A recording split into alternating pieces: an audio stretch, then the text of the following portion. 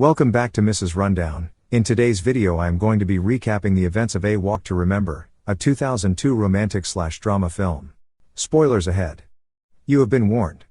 Now like the video and subscribe to the channel if you enjoy this video.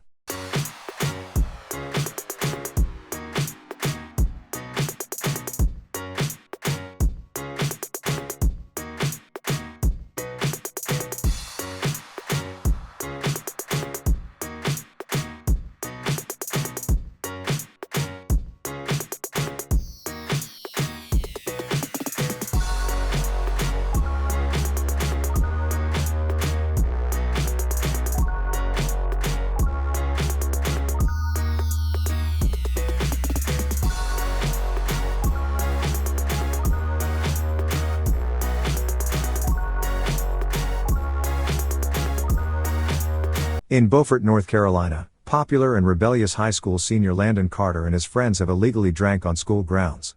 They lure a new student, Clay Gephardt, to a factory, hoping to prank him, with an initiation task into their elite friendship group. However, Clay becomes seriously injured, which is brought to the attention of the school principal through law enforcement. In an effort to avoid law involvement, the principal gives Landon the choice of being expelled from the school or completing several service projects which include weekend tutoring, janitorial duties, and participation in the school play. Choosing the latter, Landon is further acquainted with Jamie Sullivan, the local Baptist minister's daughter. He never before interacted with her due to the status quo at the high school, though they have known each other most of their lives. Landon begins to struggle with the play and reluctantly seeks guidance from Jamie, who agrees to help him on the condition that he will not fall in love with her, but Landon dismisses it as a foolish idea. They begin practicing together at her house after school. A bond begins to form between them until Landon is rude to Jamie at school to impress his friends, and she realizes Landon wants to keep their friendship a secret from others, so she decides to distance herself. On the opening night of the play, Jamie astounds Landon and the audience with her voice and beauty. When Jamie finishes singing towards the end, Landon impulsively kisses her just before the curtain closes. Afterwards, Jamie avoids Landon until his friends play a cruel prank on her, led by Belinda, his resentful ex-girlfriend who wants them to reconcile despite Landon's lack of interest. In opposition to his friends, he defends her and she eventually warms to him again. He asks her to go on a date, to which Jamie reveals that she is not allowed to date. Landon visits the church in order to ask her father for permission.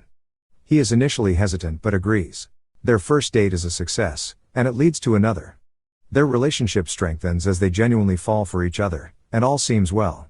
During a date, however, Jamie confesses she is not making any plans for the future because she has leukemia and has not been responding to treatment. Her condition grows worse and she gets sent to the hospital.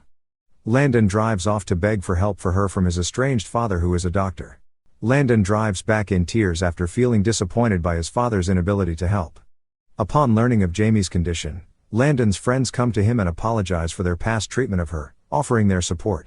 While she is admitted, Jamie gives Landon a book that once belonged to her deceased mother and tells him he is her angel. Unbeknownst to Landon, she is provided with private home care through his father to relieve her father's financial burden. Landon builds a telescope for Jamie to see a one-time comet in the springtime, with help from her father. It is then that he asks her to marry him. Jamie tearfully accepts, and they get married in the church where her mother was married. Landon reflects that their last summer together was spent as husband and wife, and that she had died soon after.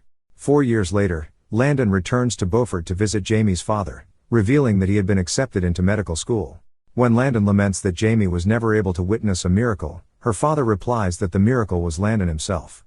Hereafter, Landon expresses sorrow over Jamie's passing, but describes their love like the wind. He cannot see it, but he can feel it.